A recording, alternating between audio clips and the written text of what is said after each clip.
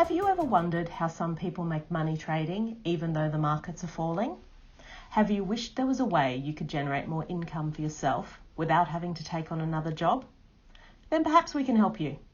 Hi, I'm Diana Abraham, General Manager of Safety in the Market, and I'm delighted to give you a sneak peek today at our very popular Trading with Safety webinar. During our Trading with Safety webinars, we explain to you how traders make money in both rising and falling markets. We look at the difference between a trader and an investor, and we show you how to use CFDs to make the most of your trading dollars. As an educational company, Safety in the Market has been teaching people, just like you, how to trade for almost 30 years. In this sneak peek, you'll get to watch the start of a Trading with Safety webinar presented by our lead trainer, Matt Barnes. So sit back and relax, and I hope you enjoy this sneak peek at Trading with Safety.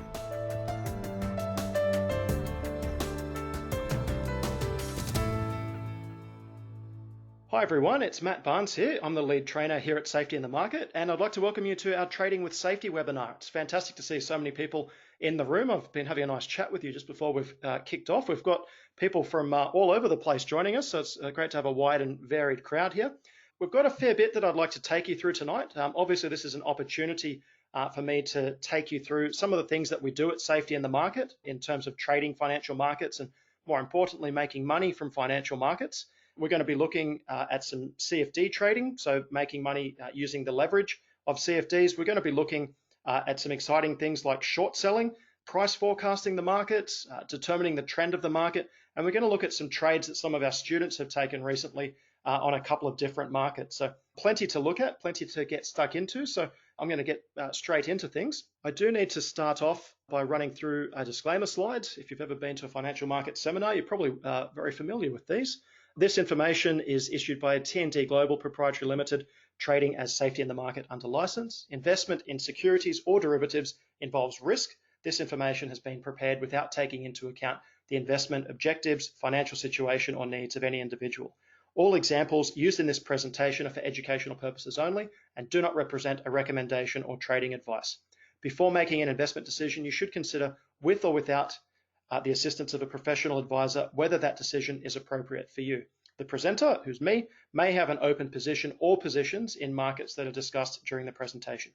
And for our Australian residents, TNT Global is an authorised representative of Libertas Financial Planning Proprietary Limited, the holder of an Australian Financial Services Licence number 429718, and tonight's information is issued in accordance with the conditions of that licence.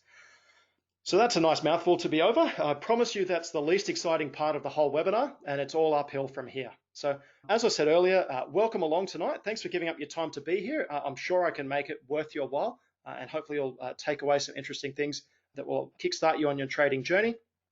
Tonight's webinar is going to run for about 2 hours. Probably a tiny bit less, but by the time we go through questions and a short break, it will probably be around the 2-hour mark. We'll have 2 Q&A sessions. So one a little bit past the halfway point where I'll stop and take questions, and we'll have a little bit of a 5-minute break so you can go to the bathroom or grab a drink and just break up the presentation a little bit. And then again, at the end, I'll hang around for any questions that you might have. So a little bit about Safety in the Market before we get going. Safety was founded by David Bowden in 1989. David was famous for predicting the 1987 crash before it happened. I'll show you a chart of that a little bit later tonight, but I'm sure most of you would have heard of the big crash of 1987.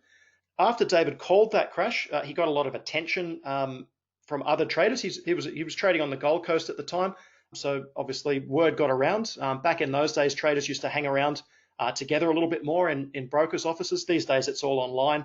Technology means we can trade from home, we can trade from our phone anywhere where we want. Word got around about what David had done, and he backed it up with some other calls like forecasting the 1989 top 1 year in advance. And this is not just some guy at the pub saying, "Hey guys, I called the top a year before it happened." He actually went ahead and published it in Gann Elliott magazine in the US. He published the date for October 1989 for the top of the Australian market. And he nominated the price as well of 1855. The price was exact to the decimal point at 1855. So that's a pretty good achievement. I'm sure you'll agree. And he also called the 1991 Gulf War low on the 16th of January 1991. He nominated a time of 4 p.m. And the low came in at 3:59 p.m. So he got that right to the minute. So obviously a pretty well-established trader. His work was based on the work and the teachings of W.D. Gann, and chatting to a few of you beforehand, I know that you're familiar with the work of Gann. W.D. Gann was a stock and commodities trader from the first half of the 1900s in the United States. Very well known, a little bit mystic. His work was a little bit esoteric and very thorough and very meaty, and a lot of people struggle to get much out of Gann and out of Gann's work, but certainly judging by David's record in the markets, he found what he was looking for in Gann, and David's lessons at Safety in the Market are based on the work of W.D. Gann. Sadly, David had to step away from trading in the year 2000 due to Parkinson's disease. However, his legacy does continue through his courses. And for me personally, I'm really thankful for that, because I didn't find Safety in the Market until 2005, which means that if Safety in the Market wasn't around, if it had retired with David, I wouldn't enjoy the lifestyle that I do today from trading. So obviously, I'm really thankful that his courses are still around. Pramod actually asked this question earlier and preempted me a little bit, but I thought before we get started, I'll just take a quick look at a price chart of the S&P 500, which is this is a futures contract. Unlike a stock, which we can buy and sell, the S&P 500 is an index. So it's an average of a whole group of stocks, the top 500 stocks in the US, and it's just a number that represents the average value of all of those 500 stocks. So the chart that you see here is actually a chart of the E-mini S&P 500 futures contract that we can use to trade the US indices. So we can trade futures contracts over the S&P 500. This is the chart. Pramod was asking about the length of the bull market. You can actually see there, if you're not sure what a bull market is when it's going up, a bear market is when it's coming down. You can see right at the bottom of the screen down here, at the 6th of March 2009, there was a low at a price of 665. And since then, the S&P has run up to September 2018 to a high of just under 3,000. So about 4.5 times the price of the low there in March of 2009. So it's pretty much been straight up for the last 9.5 years. And it's interesting because at the top here, we've seen a little bit of a false break and the market's sold off quite heavily in the last couple of weeks. So it'll be interesting to see where we go from here, but it certainly doesn't look good. This technical analysis pattern is quite bearish. The idea of a false break, which we talk about a little bit in the active trader program, where a market pushes through that high and then comes back below it. It means that there's no strength in the market. So at the moment, at least, certainly the trend of the market is down. It looks like it might stay that way for a little bit longer, at least. I certainly don't think we've seen the end of these pullbacks. And as I was saying to Pramod at the start, I think if that's not the top or the final top of the markets, I don't think in terms of time, I don't think there's that much further that it can run up. I think it's run up a long time and it's probably just about done its dash. And it's interesting when you see markets like this, people will often point to markets like this as examples of why we should buy stocks and just hold them forever for dividends. People will point and say, look, the market's multiplied, quadrupled in price over the last 10 years. All you had to do was buy at the bottom and hold in the market and just ride through these pullbacks and you'll be right and you'll make money and that's all you'll have to do. And they're the same people who'll be saying that this is just a pullback as well.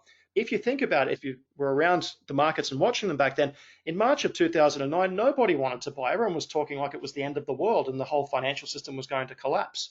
So there weren't too many people buying right at the lows and the market had to go up a long way before people actually started having confidence enough to buy in that. The reality is a lot of the people buying are the ones who are going to be buying late in the picture. They need to see the market running a long way before they get confident enough to buy into the market there.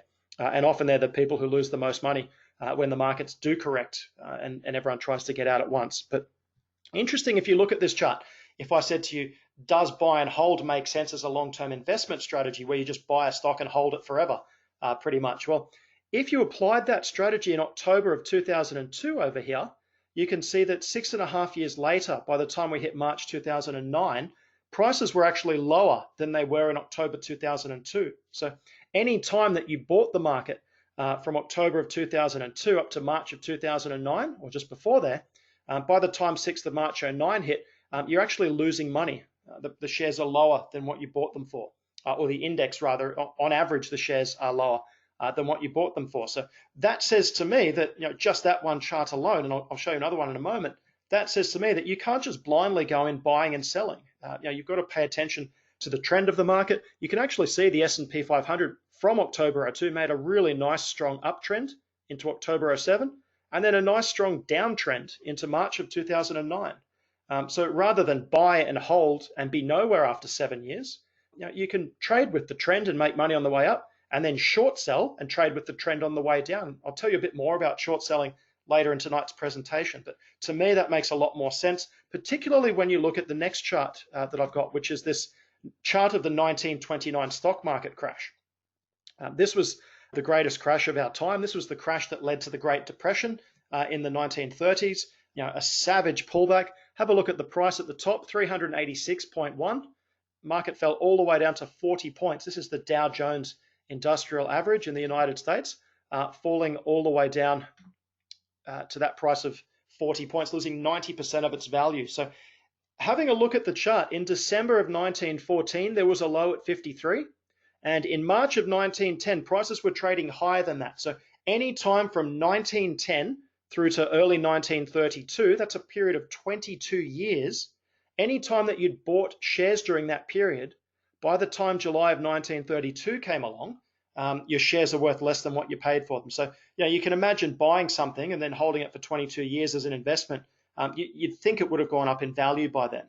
And in actual fact, obviously it did go up in value in this big run up into the September top, but that's the time to sell. It's actually when you see a market get out of control like that and run in a near vertical pattern, that's generally the time to sell. And we'll have a look at a couple of crashes in a bit more detail a little bit later on tonight.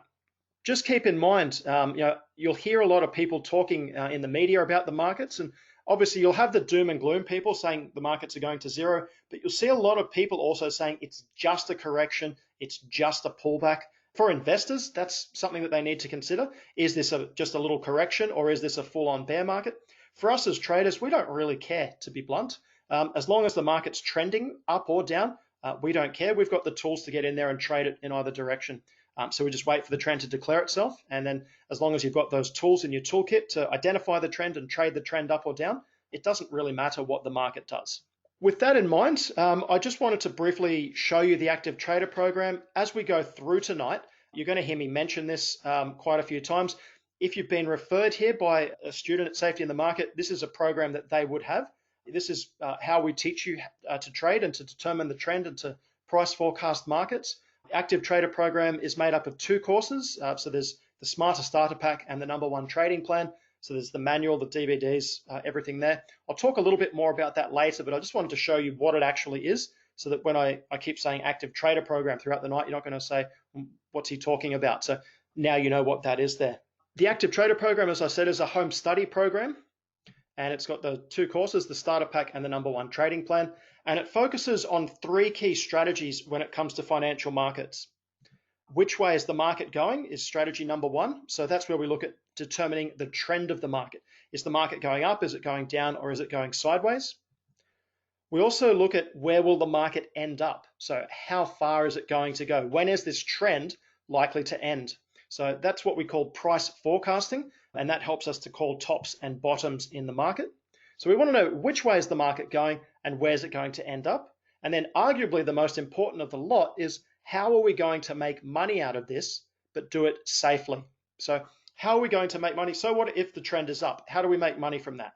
So what if we think there's a top in the market at a certain price? How are we going to make money? So that's the key focus, making money with safety. And I can tell you when David Bowden founded the company back in 1989, you can see in the bottom left-hand corner of the screen, our logo, Safety in the Market. The very first word there is safety. And David said, back at the time, a lot of trading companies, which funnily enough aren't around anymore, they'd have crazy names like, make a million instantly. And I'm exaggerating, but it's that kind of get rich quick scheme. But David said, the aim of the game is safety, because if you can hang around the markets long enough and protect your capital, you're going to learn the ropes and you're going to be able to make money from it.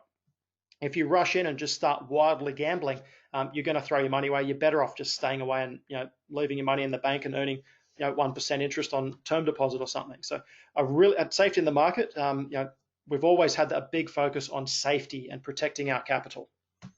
So speaking of that, how do traders actually make money? If you've never traded before, you might be wondering how we make money. Well, we buy and sell financial instruments. So those instruments might be shares, they might be stock indexes like the S&P 500 that I just showed you.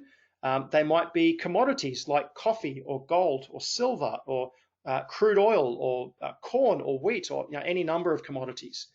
You can trade the currencies, so things like the euro against the US dollar or the British pound or the Australian dollar or the Swiss franc or the Canadian dollar. You've got cryptocurrencies like Bitcoin and Ethereum. You'll notice that the active trader program doesn't actually go into cryptocurrencies because they've really only come on the scene in the last year or two, or last couple of years they've become mainstream. But the lessons that we teach you in the active trader program can be applied to cryptocurrencies just as easily as any of the other kinds of market out there. So as you can see, we buy and sell financial instruments just as if you're buying a house. The aim is to buy low and sell it at a higher price. But unlike a house with financial instruments, we can actually sell high and then buy back something when it's trading lower. A bit harder to do that with a house. Obviously as well there, with any of these products, you can trade them with leverage. So you can get started with just a few $100s if you wanted to. There's no massive capital outlays to get yourself started. We recommend about $5,000 as a starting point, but look, brokers will let you open an account with zero money and you can at least have a look there. That's up to you how you get started there. If you're a little bit overwhelmed and you're not sure which of these you're going to trade or you'd like to trade, just jump onto our YouTube channel. There's a video on there called What Can I Trade? And I break all of these down. It's about a 40-minute video. I just go through all of those and talk to you about what they are, what is a share, what's a stock index and all of these things, and some examples of what you can trade. So with that in mind, we want to buy and sell these financial instruments, but how do we choose where we buy and where we sell? Well, there are two main ways that we do that. Firstly, we can do this by trading the trend of the market. So a trend in the market usually lasts for a good period of time. Trends have a habit of going a lot further than people think they will. So a good trading strategy is just to identify the trend of the market and trade with that trend, because normally it takes a lot of buyers and a lot of big money to cause a trend in one direction or the other. And when you're dealing with big money, like a lot of the institutions, they normally want to buy a lot of shares over a long period of time. They often scale in. So these trends of the market, they last a long time. So if you can identify the trend reasonably early, you can jump in and ride that trend quite safely and quite easily and make really good returns on a small risk. So that's one way that we can choose to trade the market, by following the trend. So here's an example of a trend. This is an uptrend in the market. Now you can look at this chart and you can see it's been moving up from the bottom left-hand corner up to the top right corner. And you can say, yep, I can see it's going up, but how do I know that it's a trend? Well, there's a couple of things that we can do to determine the trend. Firstly, we look at the tops that the market is making, and you can see that as the market was going higher and as it was moving forward, each of those tops is getting higher. So it's making higher tops compared to the previous tops. So the tops are all getting higher. Then you look at the lows and you can see that the lows of the market are also getting higher. You can almost draw a line straight through there. Just the market runs up into a higher top, and then when it comes back, as markets do, it makes a higher bottom. So that's what constitutes an uptrend: higher tops and higher bottoms. And you can actually see, I'll just bring my arrow on here. Markets will push up because people are buying them, but any market is always a battle between buyers and sellers. You've got buyers pushing the market up, and then you've got sellers who say, right, $23 or wherever this price is. So $23, that's too much, and they want to sell. So you'll have sellers thinking the market's going down. You'll have other people who were buying all the way through here. They're selling off to take some profit. But anyway, you've got, for whatever reason, you've got a bunch of sellers in the market, and the market goes down. But as it goes down, it runs into a higher bottom compared to that bottom there. Now, it's really interesting because when you see a period of the market like this, you'll often hear the media have a bit of a beat up and say, oh, markets are collapsing and the share price is just plummeting, and there's all these exaggerations in their language. But really, it's just moving. It's falling into a higher bottom. It's made a higher top. It's falling into a higher bottom. It's made a higher top, falling into a higher bottom. Okay, so that's an example of an uptrend. At Safety in the Market, we actually have a little bit more sophisticated ways of identifying the trend of the market. We use something that's called a swing chart. So on my next slide here, you can see a swing chart. That's the same period of the market that we've just been looking at, but it's been condensed down into a monthly swing chart. So The monthly swing chart just shows us the bigger picture moves in the market. Now, this is a relatively old chart of ANZ. I've just used it because it's a really strong, clear trend. But you can actually see a few things from this chart. Firstly, you can see the higher tops and the higher bottoms all the way up, really nicely pointed out for us with these swing highs up here and these swing lows down the bottom here. So a swing chart makes it really simple and straightforward and easy to determine the trend of the market. It also tells us the date and the high that tops and bottoms are coming in. If you're going to learn to trade, you'll want to start remembering or paying attention to numbers in the market. And the highs and the lows are important because they'll provide support and resistance later potentially. See how often a market will make a high and then it will make a low at that same level later. Again, here a low just through that high, and whereas this low has actually come significantly through that top. So that's a sign of weakness there. So paying attention to markets is very important. But there's one other thing that I want to show you here that's really important, and that's this number R on top of the swing tops and below the swing bottoms. So this is actually the range or the size of the movement. So you can see here, ANZ made a low at $17.63. It ran up to a high of $22.53. And if you do the maths, you'll see that that's $4.90 between the two of them. If you're not comfortable doing the maths, don't worry, Profit Source software does it for you. And it tells you that the range was $4.90. So what's the point? What's the big deal about knowing that the range was $4.90? There's two things. Number one, you want to know the size of the range because we're going to try and capture half of the range at least. So we want to make sure it's a big enough range for us to trade. But the second thing to note is the ranges actually give us a little bit of a clue as to the strength or weakness of the market. So I won't go into a full lesson here, but have a look at these ranges on the way up. $4.90. The next one was $5.34. Next one, $7.37. Next one, $8.67. Next one, $7.76. So all the way through here, the ranges were getting bigger and bigger and bigger. Then we've just had a slightly smaller range there. It's like the market ran out of a little puff. And that's just one of the signs that you can look for in markets to see, are they getting stronger or are they perhaps losing a bit of momentum and running out of steam? Best advice I can give you, I'm going to give you a lot of best advice tonight, but one of the best pieces of advice I can give you, get to know swing charts. Really study them well. The Smarter Starter Pack is the best place to learn that. You'll learn all about them, rating their strength and weakness, using them on multiple time frames at once so that you can determine big picture trends and little picture trends. And we have a phrase that we use called wheels within wheels, and the swing charts are a perfect example of that and how you can get in really close to major tops and bottoms using a series of swing charts. But that's just a little introduction to swing charts and what they look like, and that is an uptrend on the swing chart. But unfortunately, unlike the buy and hold people like to tell you that markets go up all the time and you just have to buy and hold, we have other periods of the market which are called downtrends, where the market's running down. And you can probably imagine what I'm going to do next, having just seen an uptrend. We look at the tops and they're all getting lower as the market goes down. And then we look at the bottoms, they're all getting lower as the market goes down. So lower tops and lower bottoms we define as a downtrend. Now, when we've got an uptrend, we can buy stocks or commodities or currencies, whatever we're doing. This form of analysis is just as important regardless of the instrument that you're trading. It works just as well on stocks as it does on commodities and currencies and indices. When you've got an uptrend, that's fine. People are happy to go in and buy. When you see a downtrend like this, people tend to panic a little bit and they don't know what to do. And often that's because they haven't been educated, because they don't teach you this at school, sadly, that you can actually make money when the market is trending down. As I said, that's called short selling, and we'll do that a little bit later tonight. But there's a downtrend. So we've seen uptrends and we've seen downtrends. There's actually a third kind of trend, which is called a sideways trend or an uncertain trend. And that's where the market's just trapped in a sideways range. And if the range is big enough, you can trade around the extremes. So you can buy near the lows and sell up near the tops. But often with a sideways move like that, your best bet is to stay out of that particular market and go and trade something else until the market starts to move.